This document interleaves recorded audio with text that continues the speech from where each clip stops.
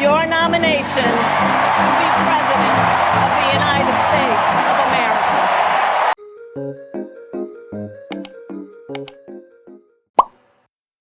On behalf of the people, on behalf of every American, regardless of party, race, gender, or the language your grandmother speaks, on behalf of my mother and everyone who has ever set out on their own unlikely journey, on behalf of Americans like the people I grew up with, people who work hard, chase their dreams, and look out for one another, on behalf of everyone whose story could only be written in the greatest nation on earth, I accept your nomination to be President of the United States of America.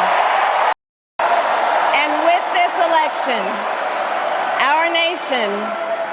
our nation with this election has a precious, fleeting opportunity to move past the bitterness, cynicism, and divisive battles of the past, a chance to chart a new way forward, not as members of any one party or faction, but as Americans.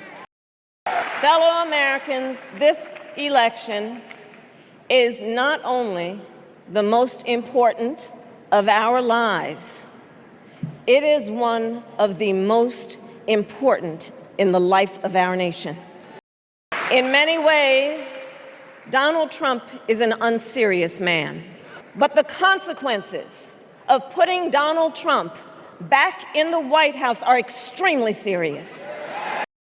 Just imagine Donald Trump with no guardrails, and how he would use the immense powers of the presidency of the United States, not to improve your life, not to strengthen our national security, but to serve the only client he has ever had, himself. We are charting a new way forward to a future with a strong and growing middle class, because we know a strong middle class has always been critical to America's success. And building that middle class will be a defining goal of my presidency. And as president, I will bring together labor and workers and small business owners and entrepreneurs and American companies to create jobs, to grow our economy, and to lower the cost of everyday needs like health care and housing and groceries. We will provide access to capital for small business owners and entrepreneurs and founders. And we will end America's housing shortage and protect Social Security and Medicare. And when Congress passes a bill to restore reproductive freedom, as President of the United States, I will proudly sign it into law. As President, I will bring back the bipartisan border security bill that he killed, and I will sign it into law. As Commander-in-Chief, I will ensure America always has the strongest, most lethal fighting force in the world, and I will fulfill our sacred obligation to care for our troops and their families, and I will always honor and never disparage their service and their sacrifice. President Biden and I are working to end this war such that Israel is secure, the hostages are released, the suffering in Gaza ends, and the Palestinian people can realize their right to dignity, security, freedom, and self-determination. And as president, I will never waver in defense of America's security and ideals, because in the enduring struggle between democracy and tyranny, I know where I stand and I know where the United States belongs.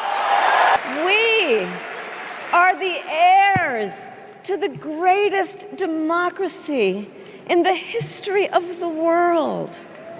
And on behalf of our children and our grandchildren and all those who sacrificed so dearly for our freedom and liberty, we must be worthy of this moment.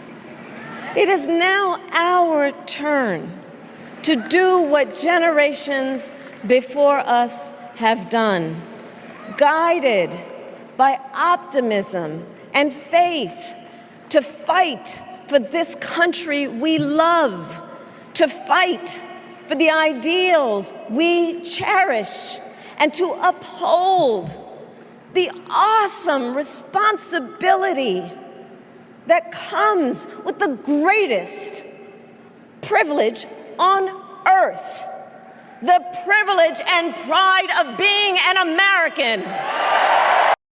So let's get out there, let's fight for it, let's get out there, let's vote for it, and together let us write the next great chapter in the most extraordinary story ever told. Thank you. God bless you, and may God bless the United States of America. Thank you all.